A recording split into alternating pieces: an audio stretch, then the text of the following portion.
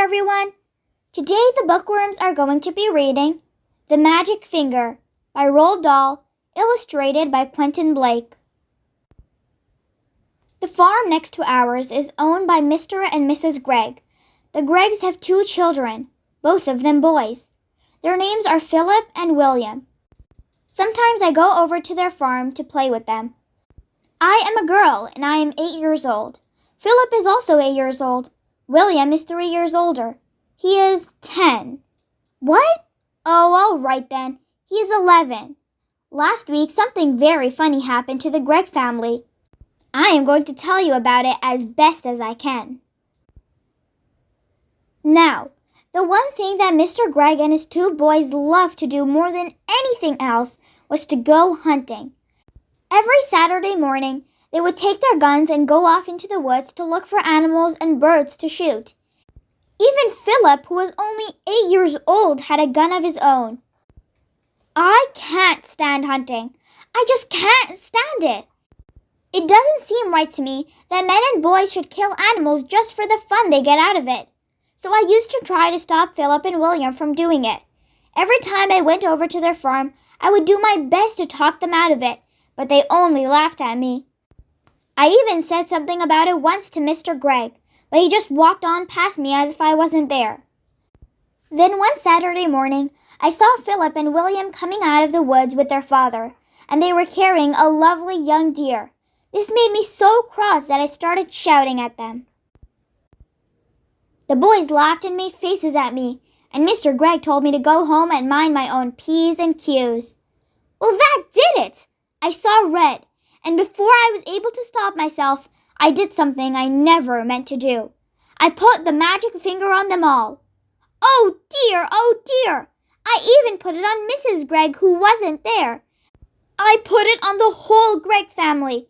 For months I had been telling myself that I would never put the magic finger upon anyone again, not after what happened to my teacher, old Mrs. Winter. Poor old Mrs. Winter. One day we were in class, and she was teaching us spelling. "Stand up," she said to me, "and spell cat." "That's an easy one," I said. K-A-T. "You are a stupid little girl," Mrs. Winter said. "I am not a stupid little girl," I cried. "I am a very nice little girl." "Go and stand in the corner," Mrs. Winter said. Then I got cross, and I saw red, and I put the magic finger on Mrs. Winter good and strong, and almost at once, guess what? Whiskers began growing out of her face. They were long black whiskers, just like the ones you see on a cat, only much bigger. And how fast they grew! Before we had time to think, they were out to her ears. Of course, the whole class started screaming with laughter, and then Mrs. Winter said, "Will you be so kind to tell me what you find so madly funny, all of you?" And when she turned around to write something on the blackboard, we saw that she had grown a tail as well. It was a huge, bushy tail. I could not begin to tell you what happened after that, but if any questions of you are wondering whether Mrs. Winter is quite all right again now, the answer is no, and she never will be. The magic finger is something I have been able to do all my life. I can't just tell you how I do it, because I don't even know myself. But it always happens when I get cross, when I see red. Then I get very, very hot all over. Then the tip of the finger of my right hand begins to tingle most terribly. And suddenly a sort of flash comes out of me, a quick flash, like something electric.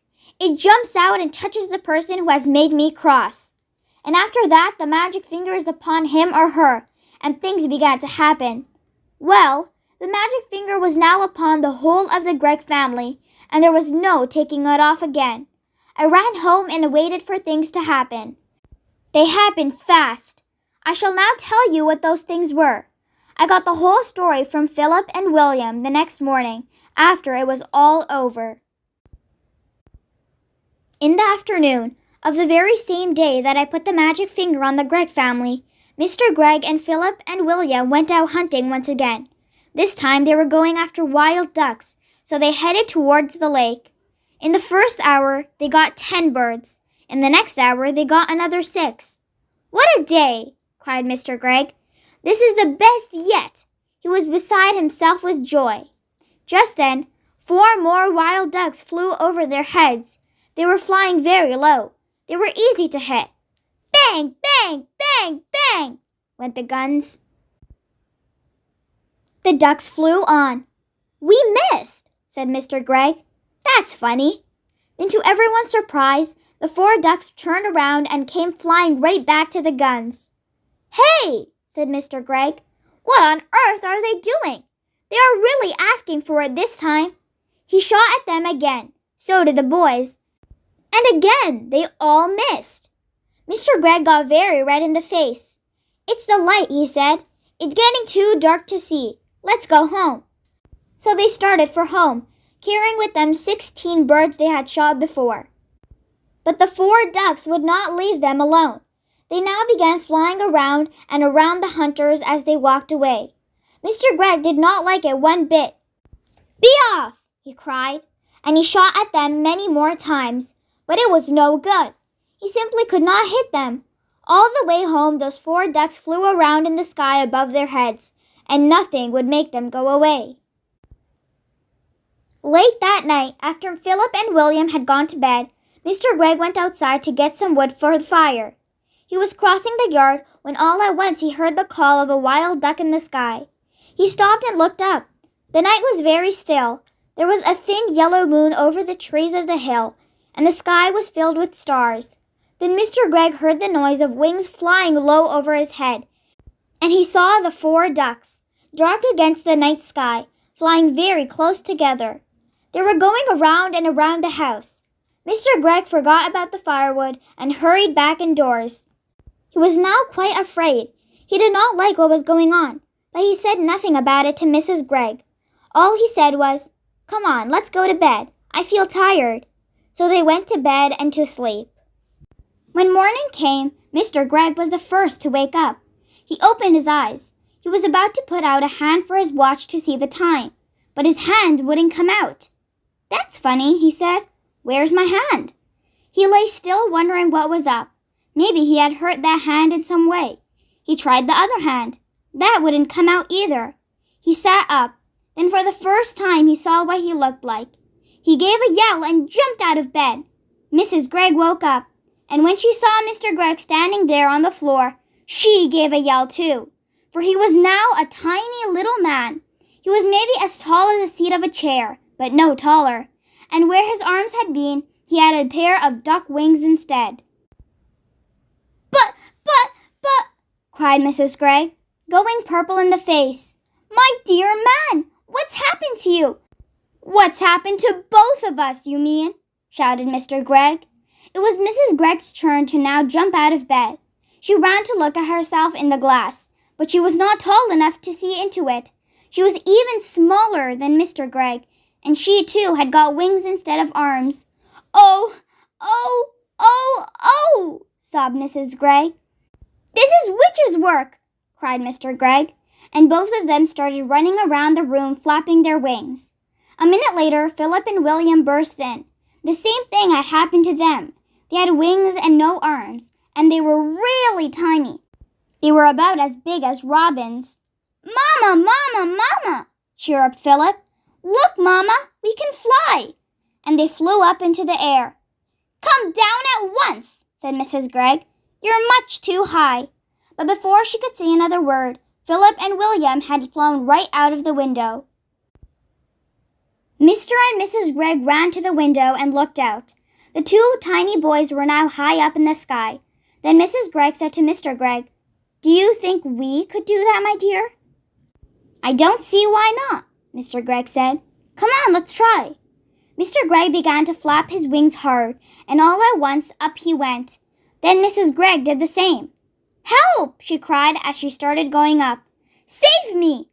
"Come on," said Mr. Gregg. "Don't be afraid." So out the window they flew, far up into the sky, and it did not take them long to catch up with Philip and William. Soon, the whole family was flying around and around together. "Oh, isn't it lovely?" cried William. I've always wanted to know what it feels like to be a bird. Your wings are not getting tired, are they, dear? Mr. Gregg asked Mrs. Gregg. Not at all, Mrs. Gregg said. I could go on forever. Hey, look down there, said Philip. Somebody is walking in our garden. They all looked down, and there below them in their own garden, they saw 4 enormous wild ducks. The ducks were as big as men, and what is more, they had great long arms like men instead of wings. The ducks were walking in a line to the door of the Gregg's house, swinging their arms and holding their beaks high in the air. Stop! Called the tiny Mr. Gregg, flying down low over their heads. Go away! That's my house! The ducks looked up and quacked. The first one put a hand and opened the door of the house and went in. The others went in after him. The door shut. The Greggs flew down and sat on the wall near the door. Mrs. Gregg began to cry. Oh dear, she sobbed. They have taken our house. What shall we do? We have no place to go. Even the boys began to cry a bit now. We will be eaten by cats and foxes in the night, said Philip. I want to sleep in my own bed, said William. Now then, said Mr. Gregg, it isn't any good crying. That won't help us. Shall I tell you what we're going to do? What? They said. Mr. Gregg looked at them and smiled. We are going to build a nest. A nest? They said. Can we do that? We must do it, said Mr. Gregg. We've got to have somewhere to sleep. Follow me. They flew off to a tall tree, and right at the top of it, Mr. Gregg chose the place for the nest. Now we want sticks, he said. Lots and lots of little sticks. Off you go, all of you, and find them and bring them back here. But we have no hands, said Philip. Then use your mouth. Mrs. Gregg and the children flew off. Soon they were back carrying sticks in their mouths. Mr. Gregg took the sticks and started to build the nest. More, he said. I want more and more and more sticks. Keep going. The nest began to grow. Mr. Gregg was very good at making the sticks stick together. After a while he said, That's enough sticks. Now I want leaves and feathers and things like that to make the inside nice and soft. The building of the nest went on and on. It took a long time, but at last it was finished. Try it, said Mr. Gregg, hopping back. He was very pleased with his work. Oh, isn't it lovely? Cried Mrs. Gregg, going into it and sitting down. I feel I might lay an egg any moment. The others all got in beside her. How warm it is, said William. And what fun to be living so high up, said Philip. We may be small, but nobody can hurt us up here. But what about food? Said Mrs. Gregg. We haven't had anything to eat all day.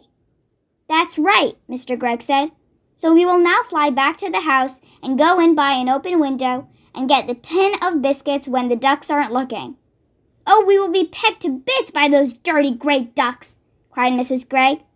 We shall be very careful, my love, said Mr. Gregg, and off they went. But when they got to the house, they found all the windows and doors closed. There was no way in. Just look at that beastly duck cooking at my stove, cried Mrs. Gregg as she flew past the kitchen window. How dare she?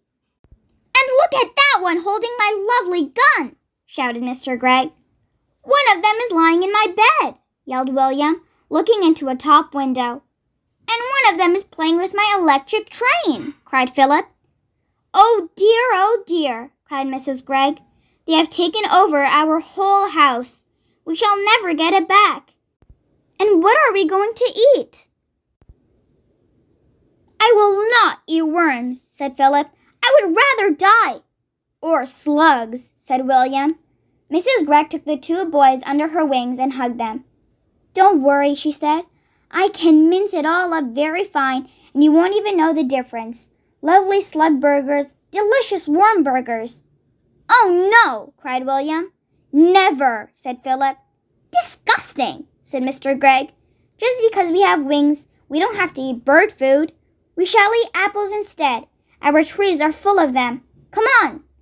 So they flew off to an apple tree. But to eat an apple without holding it in your hands is not at all easy. Every time you try to get your teeth into it, it just pushes away. In the end, they were able to get a few small bites each. And then it began to get dark, so they all flew back to the nest and lay down to sleep. It must have been at about this time that I, back in my own house, picked up the telephone and tried to call Philip. I wanted to see if the family was all right. "Hello?" I said. "Quack," said a voice at the other end. "Who is it?" I asked. "Quack, quack." "Philip," I said, "is that you?" "Quack, quack, quack, quack, quack, quack." "Oh, stop it," I said. Then there came a very funny noise. It was like a bird laughing. I put down the telephone quickly. "Oh, that magic finger," I cried. "What has it done to my friends?" That night, while Mr. and Mrs. Gregg and Philip and William were trying to get some sleep up high in the nest, a great wind began to blow. The tree rocked from side to side, and everyone, even Mr. Gregg, was afraid that the nest would fall down. Then came the rain. It rained, and the water ran into the nest, and they all got as wet as could be. And oh, it was a bad, bad night. At last the morning came, and with it the warm sun. "Well," said Mrs. Gregg, "thank goodness that's over. I never want to sleep in a nest again." She got up and looked over the side. "Help!" she cried. Look down there." "What is it, my love?" said Mr. Gregg. He stood up and peeped over the side. He got the surprise of his life. On the ground below them stood the 4 enormous ducks as tall as men, and 3 of them were holding guns in their hands. One had Mr. Gregg's gun, one had Philip's gun, and one had William's gun. The guns were all pointing right up at the nest. "No, no, no!" called out Mr. and Mrs. Gregg, both together. "Don't shoot! Please don't shoot!" "Why not?" said one of the ducks. It was the one who wasn't holding a gun. "You were always shooting at us." "Oh, but that's not the same," said Mr. Gregg. "We are allowed to shoot ducks." "Who allows you?" asked the duck. "We allow each other," said Mr. Gregg. "Very nice," said the duck. "And now we are going to allow each other to shoot you." I would have loved to have seen Mr. Gregg's face just then. "Oh, please," cried Mrs. Gregg. "My 2 little children are up here with us. You wouldn't shoot my children." "Yesterday you shot my children," said the duck. "You shot all 6 of my children." "I'll never do it again," cried Mr. Gregg. "Never, never, never." "Do you really mean that?" asked the duck. "I do mean it," said Mr. Gregg. "I'll never shoot another duck as long as I live." "That is not good enough," said the duck. "What about deer?" "I'll do anything you say if you will only put down those guns," cried Mr. Gregg. "I'll never shoot another duck or another deer or anything else again." "Will you give me your word on that?" said the duck. I will, said Mr. Gregg. "Will you throw away your guns?" asked the duck. "I will break them into tiny bits," said Mr. Gregg, "and never again need you be afraid of me or my family." "Very well," said the duck. "You may now come down. And by the way, may I congratulate you on the nest? For a first effort, it's pretty good." Mr. and Mrs. Gregg and Philip and William hopped out of the nest and flew down. Then all at once, everything went black before their eyes, and they couldn't see. At the same time, a funny feeling came over them all, and they heard a great wind blowing into their ears. Then the black that was before their eyes turned to blue, to green, to red, and then to gold, and suddenly there they were, standing in lovely bright sunshine in their own garden, near their own house, and everything was back to normal once again. "Our wings have gone," cried Mr. Gregg, "and our arms have come back, and we are not tiny anymore," laughed Mrs. Gregg. "Oh, I am so glad." Philip and William began dancing about with joy. Then high above their heads, they heard the call of a wild duck. They all looked up, and they saw the 4 birds, lovely against the blue sky, flying very close together, heading back to the lake in the woods. It must have been about half an hour later that I myself walked into the Gregg's garden. I had come to see how things were going, and I must admit I was expecting the worst. At the gate, I stopped and stared. It was a queer sight. In one corner, Mr. Gregg was smashing all 3 guns into tiny pieces with a huge hammer. In another corner, Mrs. Gregg was placing beautiful flowers upon 16 tiny mounds of soil, which I learned later were the graves of the ducks that had been shot the day before. And in the middle of the yard stood Philip and William with a sack of their father's best barley beside them. They were surrounded by ducks, doves, pigeons, sparrows, robins, larks, and many other kinds that I did not know, and the birds were eating the barley that the boys were scattering by handful. "Good morning, Mr. Gregg," I said. Mr. Gregg lowered his hammer and looked at me. "My name is not Gregg anymore," he said. "In honor of my feathered friends, I have changed it from Gregg to Egg. And I am Mrs. Egg," cried Mrs. Gregg. "What happened?" I asked. They seemed to have gone completely dotty, all 4 of them. Philip and William then began to tell me the whole story. When they had finished, William said, "Look, there's the nest. Can you see it? Right up in the top of that tree. That's where we slept last night. I built it all myself," Mr. Gregg said proudly. "Every stick of it." "If you don't believe us," Mrs. Egg said, "just go into the house and take a look at the bathroom. It's a mess." "They filled the tub right up into the brim," Philip said. "They must have been swimming around in it all night, and feathers everywhere." "Ducks like water," Mr. Egg said. "I'm glad they had a good time." Just then, from somewhere over by the lake, there came a loud bang. "Someone's shooting!" I cried. "That'll be Jim Cooper," Mr. Egg said. "Him and his 3 boys. They're shooting mad. Those Coopers are. The whole family." Suddenly, I started to see red. Then I got very hot all over. Then the tip of my finger began tingling most terribly. I could feel the power building up and up inside me. I turned and started running towards the lake as fast as I could. "Hey!" shouted Mr. Egg. "What's up? Where are you going?" "To find the Coopers," I called back. "But why?" "You wait and see," I said. "They'll be nesting in the trees tonight. Every one of them." The end. That's it for today, everyone. I hope you guys enjoy. For more read-alongs like these, don't forget to subscribe. If you enjoyed the book, give it a big thumbs up and share it with a friend. I'll see you guys next time. Bye!